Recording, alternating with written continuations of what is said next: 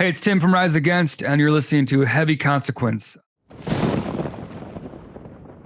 Let's talk about the album and its Nowhere Generation, and a really intriguing title of just the album and the title track. And you mention, this idea of the American dream and how this younger generation, we talk about it, but it's not turning out the way it's supposed to exactly for this younger generation. Can you talk about that overall theme of the album and then the title track in particular?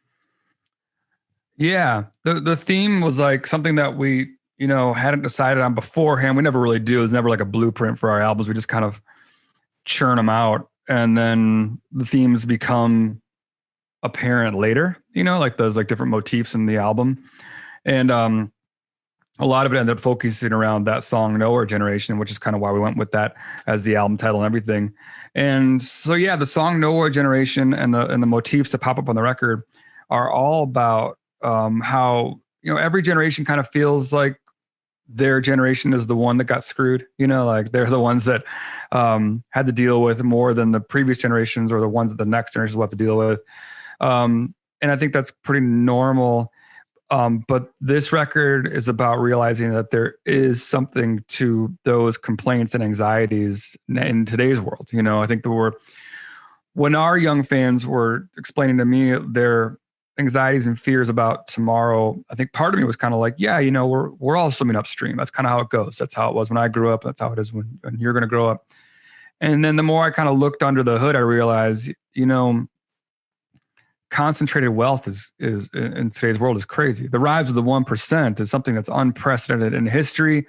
College debt is just out of control, and it's really handicapping people as far as like trying to get ahead and start a family, buy a house. And a lot of times these degrees are so expensive, and they're finding themselves in a workplace that isn't even rewarding those degrees. And throw on so social media and the expectations of how we're supposed to be living, and then add some global warming and some, the environment to it. And then just throw in politics to the whole thing. And you have a world that becomes that stream that you're swimming up against becomes like a lot stronger than it ever has been in history in some ways. And that's kind of where Nowhere Generation came from. It was like me realizing I have a lot of sympathy for people that are trying to get ahead in today's world, because there are some real valid complaints. It's not all just jokes about millennials, like there's like some real things happening. And so Nowhere Gen is kind of about, well, how would you feel? How would you feel if you were running a race and someone kept moving the finish line on you? What would that do to you mentally? What would that do to your psyche? How would you react to that? Would you be patient and be like, okay, I'm just going to keep running? And some people are. Or would it just be infuriating? And you'd be angry, and that'd be a valid reaction. Or would you just throw in the towel, just give up? It's like, why am I doing this if you're just going to keep moving that finish line on me? And when you look at, I think, young people through that lens, like their reactions to the world and what tomorrow is going to look like, those reactions become a lot more understandable. Cool. And along those lines, the first song on the album, Numbers, which I really thought was a powerful beginning to the album. It has that great line, "They have the power, we have the numbers." And is that, I'm getting from that is like, from what you just said, yes, this situation exists, but there's a generation of numbers out there that can help turn this around. Yeah, that's the idea. The idea, it's kind of like a people have the power kind of song. It's about how, we've always kind of tried to bring that message to the forefront. How people are really, in a lot of ways, the decision makers. That change does come from below. It involves like the pressure we put on the establishment is how things change. And so that song is all about sort of just the illusion of control that exists and that we all kind of partake in, but it's trying to be a song that sort of empowers people and lets them know like their voices really do matter, and that the establishment is simply responding to those voices for the most part. And so if we don't speak up, they've nothing to respond to. But if you were to speak up, the establishment would be forced to listen. Cool. And I always like to ask about the last song on any album. And there's a lot of socio-political themes throughout the album, but the last song, Rules of Play, seemed like a personal song, maybe just kind of a one-on-one type of song. I don't know if I was reading into it correctly, but if you can talk about maybe that song and the decision to end the album with that one. Yeah, that song is, it's personal in the sense of like, it's when you find that camaraderie with somebody like that sees the world the way you see the world. That's kind of sort of, you understand each other. You don't, and you can, and in the song specifically, it's about like, I can see it in your eyes, that you get me, that I get you, and it's one of those sort of, those people that you meet along the way that you can tell you have that unspoken connection with, and how that can be comforting. You know what I mean? Like, even if the ship's going down, it could at least be comforting. Like, you saw this happening, right? Yes, I saw this happening, me and you. And so I feel like that in some ways is like, that's the whole Rise Against relationship with our fans, like in a nutshell. When we show up to a show in your town, we all look in each other's eyes and we go, all right, yeah, like, we see this, we get this, I get you, you get me, let's sing some songs. Cool. And just reading some info on the album, and I saw there's these references to some of these classic punk and hardcore bands, and there was a reference to Fugazi, one of my favorite bands of all time. I'm old enough to have seen them nice. Several times. Yeah. Oh, me too. Before they went on hiatus. But there was a cool line in there about like, Rise Against, to fans of Rise Against, or what Fugazi were to you guys. Mm-hmm. And it's hard for you guys to think about that, but can you talk about that? First of all, what a band like Fugazi meant to you, and then the idea that fans of Rise Against are kind of having the same experience that, fans of Fugazi had, back in the day. Yeah. They're the band I think about when I really try to understand like somebody's fandom with like the band. I think that like the four of us, like, I think that we have a hard time seeing ourselves as like a successful band that people might care about. You know what I mean? We're just like, wait, you like us? Like, are you sure?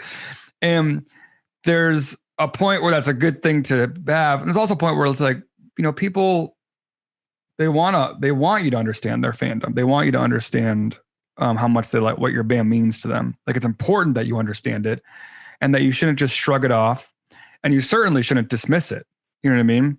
Yeah. And so for me, like, it really is, when I see someone approach me, like, whether it's on the street or somewhere, and they're really excited about meeting me, or we're taking a picture or an autograph or whatever, I think it took me a while to like understand, like, to not dismiss that interaction, you know what I mean? Or even treat it as a weird interaction, and start to treat it as like me talking to myself, being like, dude, Tim, you would have done the same thing if you saw Ian MacKaye walking down the street.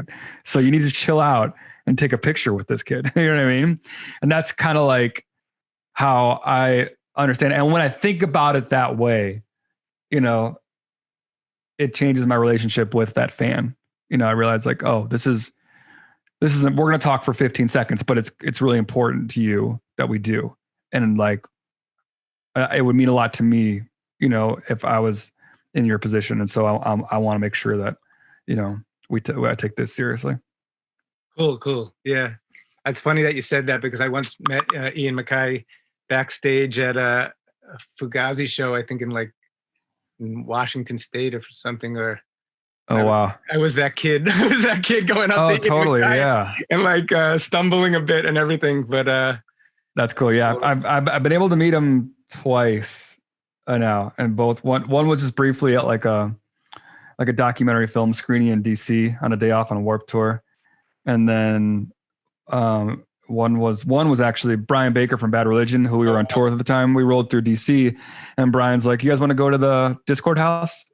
And we're like, wow. yes, we want to go to the Discord house. We went there and Ian was there and we got Take to the like, iconic Minor Threat photo in front of we took the iconic photo and everything. We did it all. Ian was there, gave us like a tour of the place and like just, I mean, it couldn't have been cooler. It was definitely, it was one of those moments where I was like, all right, I'm good now. I'm good. I can go home and just stare at a wall and think about this for the next 40 years. That's awesome. And I wanted to bring up another kind of hardcore legend who I spoke with last year, right before the pandemic. I interviewed Dennis Lixon from Refuse. Oh, yeah. Oh, I love Dennis. And holy shit. They had just put out a great album in 2019 called War Music.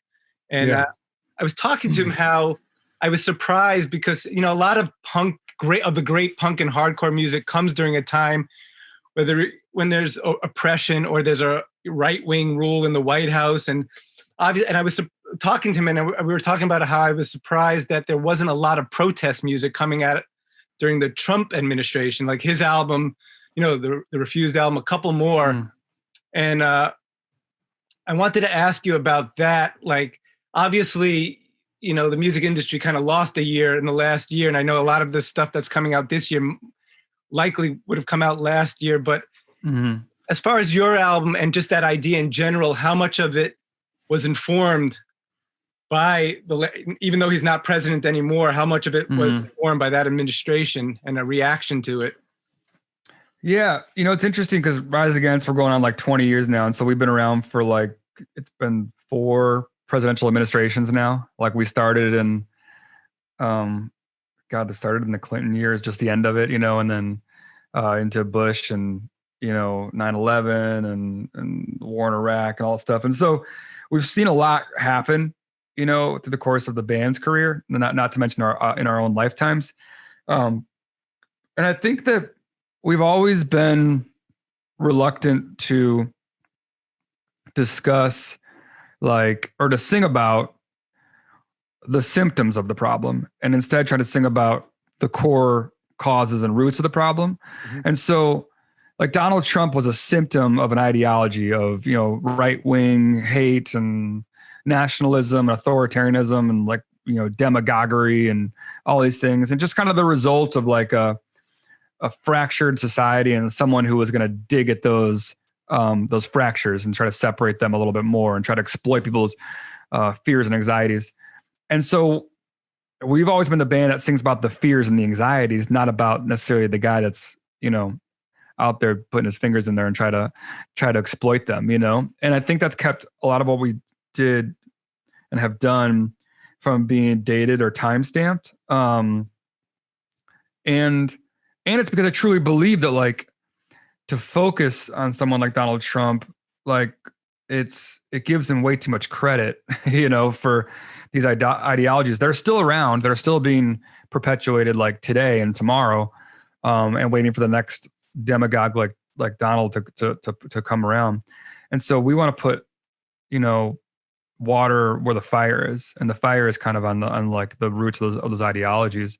And so the songs, while they may not address like him specifically, they are addressing the disease, not the symptoms.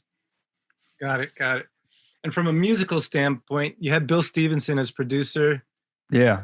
And obviously he's the founding drummer of the Descendants. So he's he's rooted in punk rock, but he's also a very acclaimed producer. He's done a number of albums, but is there a difference when, I mean, what is it about working with him?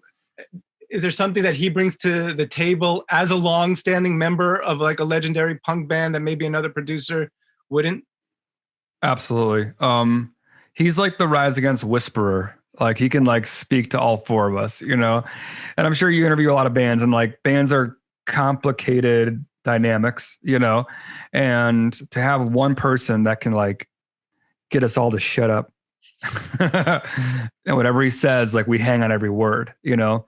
And Bill is one of those people who just kind of, he has hero status with all of us, you know, icon status with all of us from his time in Black Flag and the Descendants. And people, whether they know it or not, like he was a primary songwriter in the Descendants, you know.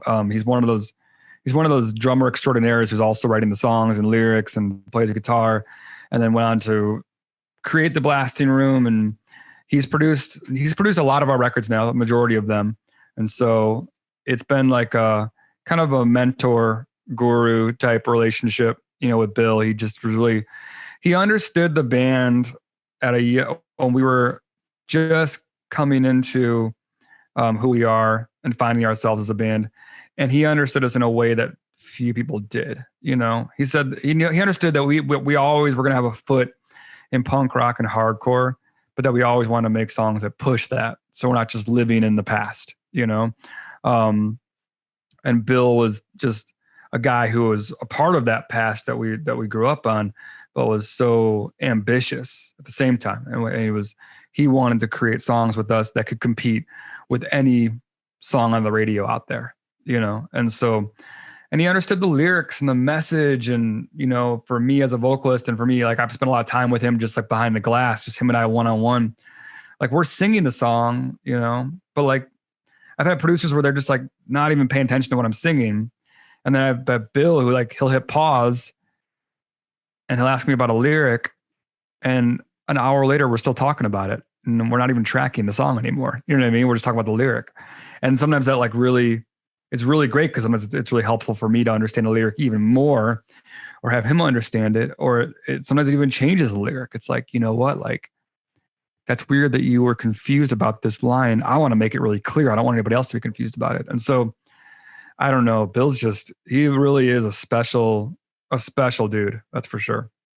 Well, I wanted to talk about the pandemic from like a personal and professional standpoint, in that you guys have been a band for more than 20 years. And I've spoken to some musicians recently, like even guys who got their start in the 80s. And like I talked to Slash recently, and like, oh, wow. And, but they talked about how this pandemic, they've been so used to like album tour. And then all of a sudden they found this like block of time where they like at one point didn't even know what to do with themselves, and like had to figure it out. And I just wanted to ask, from your standpoint, your experience, both professionally and personally, how it's affected you as this touring musician for 20 years.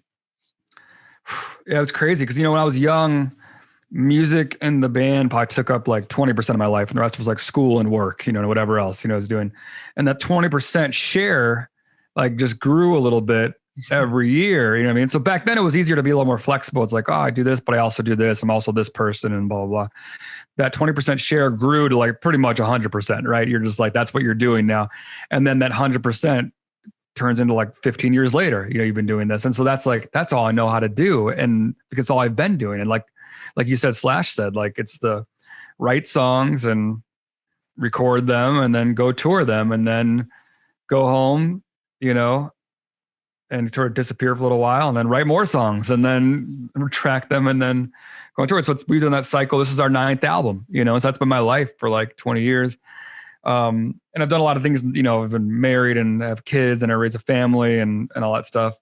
But yeah, this was my first, I think a lot of people's first year home since I was like a teenager, and so this has all been new to me, to like just be not always heading for the airport, and for me, it was like, just, trying to figure out what I wanted to do with this year. I think that for me and for the band, it was a really healthy thing, because we've always talked about taking this much time off, and it just never really happened, so this thing kind of forced Rise Against to kind of like take a breather. All right, everyone just needs to go home, be with their families, not always be chasing this thing. And luckily we're in a position to do that. Like, Rise Against is still going to be here when the lights go back on. And so in that way, I think it was pretty healthy. Everyone was able to go back to their families. I went back to college. I spent like a semester and a half, just like picking up my degree where I left off 20 years ago, just for fun, just to be doing something that kept me busy, too busy, in fact, in some points. And then, and now I feel like it's good, because now when we go back, I feel really excited to do it, and I'll be honest, I haven't always been super excited to do it. The breaks are never long enough sometimes, like sometimes I'm like, I'm not ready to go back in the studio. I'm not ready to go back on tour. I want to like, be home and enjoy my kids while they're young, and all those things that you want to do. And so now I feel like I'm really kind of chomping at the bit, and it's been real good for my perspective this whole year. And speaking of that, of like when concerts return, I think it was Tim McIlrath from Rage Against the Machine. He was recently quoted as saying that Rage would never play one of these like 10% attended venues or a drive-in show where people are in their cars. He says because it's all about the shared experience of the cathartic experience of the fans just going wild and going off at a show. And I was wondering like what your position on as far as concerts returning. How do you see them happening? Would Rise Against play a reduced show, or are you just going to wait till it's fully back to the way it was? And do you think it'll ever like fundamentally be concerts will be the same, or is there always going to be this kind of like thing in the back of fans' minds or bands' minds that's going to kind of adjust the way people see concerts in the future? Yeah, I think that there's a lot of unanswered questions. But I think Timmy's right in that way. Like, you want to experience Rage like full capacity. You know what I mean? You don't want to like pull up some supper club tables to like a Rage show and watch them do their thing, And with a band like Rage, like, they don't need to do that. You know what I mean? Like they don't need, like they'll find a way to do it and they can wait to do it right. And I'm definitely, I feel the same. Like I want to play shows, you know what I mean? And if like someone tells me, listen, you won't be able to play at full capacity for another 5 years, I'd be like, all right, let's talk about half capacity then. You know what I mean? Like, cause I want to play shows. I want to give it to our fans. But I was always a skeptic about like the social distance shows, especially for like what we do. I will say I went to one last year sometime, like it was like at a drive-in movie type thing. And the band was on stage. It was a band called Peg Boy from Chicago. And it was their 30th anniversary. And they were supposed to do a show that year, this year or last year. And so it was sad they couldn't. So they did it at the drive-in. I will say it was like a lot better than I thought it was going to be. I went into it very skeptical, but I walked away having a good time and really happy that I got to see my favorite band celebrate their 30th year. So as a fan, I definitely enjoyed it. As a band, it would be a tough sell, man. Like it's hard enough to like work crowds as it is. And then we've played in like every once in a while when you have a show that bombs, you play to a half-empty place and it's hard. You know what I mean? It's like, it's hard to do that. And so we definitely require that wall to wall, those crowds and packed people. And I hope that we get to a place where things are so safe that it's no longer in the back of people's minds. I think it will exist for sure. And we'll probably be looking at decreased capacities in general, because there are people that are probably going to stay away from large events like that. Even after they go out to eat in a restaurant, even after they start going to like smaller events, you might avoid a large festival, that might change. But hopefully we'll get back to a place where we can be smart and be safe and have these shows happen the way they're meant to happen.